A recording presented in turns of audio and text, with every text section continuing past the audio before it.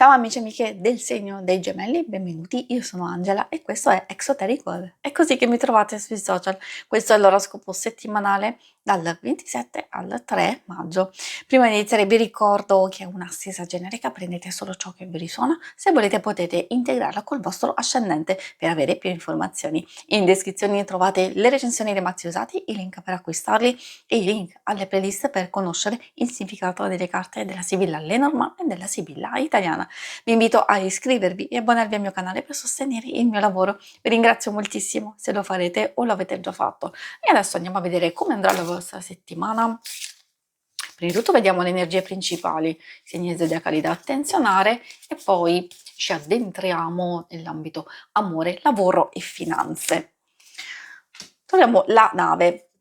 Molto interessante perché essendo la carta del viaggio e del cambiamento può essere un vero e proprio viaggio, ci sta perché abbiamo il weekend a partire dal 1° maggio e qualcuno potrebbe approfittare, oppure può riguardare anche semplicemente un cambiamento, un miglioramento, un qualcosa di positivo dove ci stiamo muovendo noi appunto con le nostre idee, con i nostri impegni. Invece per altre circostanze, magari a livello un po' più interiore, un po' più spirituale, vuol dire che stiamo facendo un percorso di trasformazione e di evoluzione profonda. Con la carta della croce vuol dire che forse in un ambito, in alcune circostanze c'è qualcosa che pesa e che deve essere lasciato andare, oppure arriva il momento giusto in cui una circostanza vuole essere compresa, capita, o una situazione, una persona, allora magari arriva il momento giusto per prendere una decisione importante che per alcuni può portare a una fine, per altri può portare a una liberazione personale, per altri a una trasformazione del dolore e quindi un nuovo passaggio, un nuovo inizio, e infatti si vede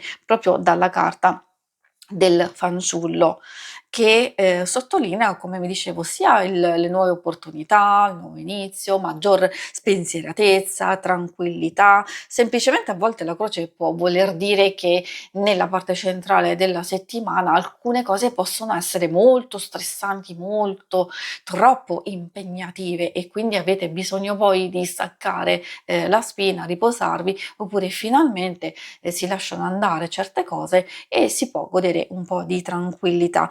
Meglio ancora chi vuole proprio fare dei cambiamenti importanti e portarsi verso un nuovo inizio, andando ad accogliere delle notizie e delle occasioni interessanti. I segni zodiacali da attenzionare sono principalmente quelli di fuoco, Ariete, Leone e Sagittario. E abbiamo anche un po' quelli di acqua, Cancro, Scorpione e Pesci. E adesso procediamo con l'ambito amore. Ambito amore, coppia single, ricordo, chi non è interessato può ascoltare lo stesso perché alcune cose possono riferirsi anche alla famiglia, alle amicizie. Troviamo l'anemone che porta forti emozioni, cose che possono essere anche positive, però abbastanza fugaci. Quindi magari ci sono delle proposte, ci sono anche delle attenzioni, dolcezza, tenerezza da cogliere al volo perché magari potrebbero poi sfuggire via. C'è la lavanda e poi abbiamo glicine.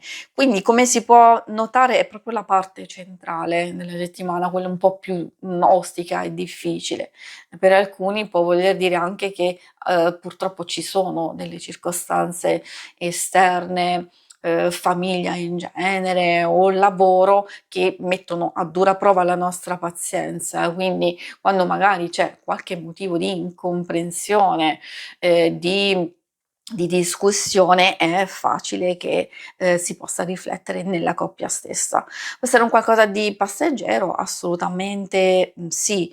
Queste comunque, come dicevo, sono carte di forti emozioni, sia positive da un lato, da gestire alcune, però attenzione, si prepara un weekend, comunque gli ultimi giorni della settimana, abbastanza positivi per la sintonia, per una conoscenza. Se ad esempio vi trovate in una fase iniziale di una relazione, allora ci sono delle circostanze buone per conoscersi maggiormente, oppure magari ci sono tante altre situazioni di gioia, di condivisione, di profonda connessione. Quindi si parla di emozioni abbastanza intense e positive.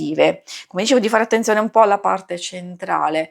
Questo vuol dire che poi per tutti gli altri tipi di relazione, magari è vero, può esserci un conflitto, un qualcosa che non è proprio utile, nel senso di soffermarsi troppo su alcune cose che magari non si traducono. Magari abbiamo bisogno di un aiuto e di un sostegno, e questo al momento potrebbe essere negato, oppure c'è un'attenzione, c'è una situazione comunque positiva per noi, però magari l'altra persona ha altro da fare e quindi non si può dedicare a come ci aspettiamo. Quindi questo è giusto per farvi un esempio. Sicuramente voi, in base a quello che vivrete, riuscirete a capire come gestire. E adesso procediamo con l'ambito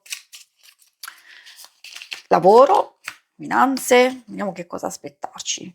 Allora, la carta della stanza indica una nuova energia, indica ripresa dopo una fase critica o di stress, e può indicare anche notizie importanti riguardo documenti, telefonate, chiamate, messaggi, possibili incontri. Gli incontri poi possono essere di vario tipo. Magari abbiamo bisogno di gestire al meglio alcune cose del nostro lavoro, insieme, ovviamente in collaborazione, in intesa, in accordo con qualcuno. Potrebbero essere incontri, soprattutto per chi è in cerca di lavoro, legato a colloqui o persone che magari possono aiutarvi e quindi consigliarvi. Si tratta di superare una fase di blocco, ma l'abbiamo visto proprio anche nelle energie principali. Questa prigione che cosa può indicare per voi? Magari alcuni sono in una fase di riflessione, di riprogrammazione della propria ricerca, perché non ci sono risultati, o se ci sono magari non sono abbastanza soddisfacenti.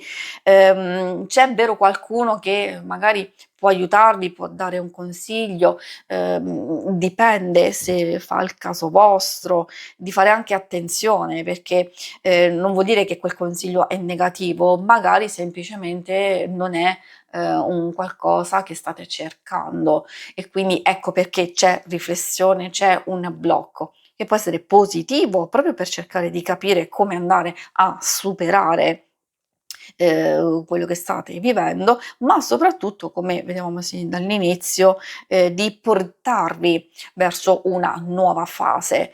E questo vale un po' per tutti quanti. Per chi magari ha il lavoro, la nuova fase è proprio di miglioramento di alcune circostanze, alcune cose che non vi convincono oppure non vi fanno stare bene, e invece magari dall'altra parte ci sono delle spese, delle incombenze abbastanza pesanti, e sono quelle che vi bloccano. Ecco perché ci si deve mettere in moto per andarle a superare.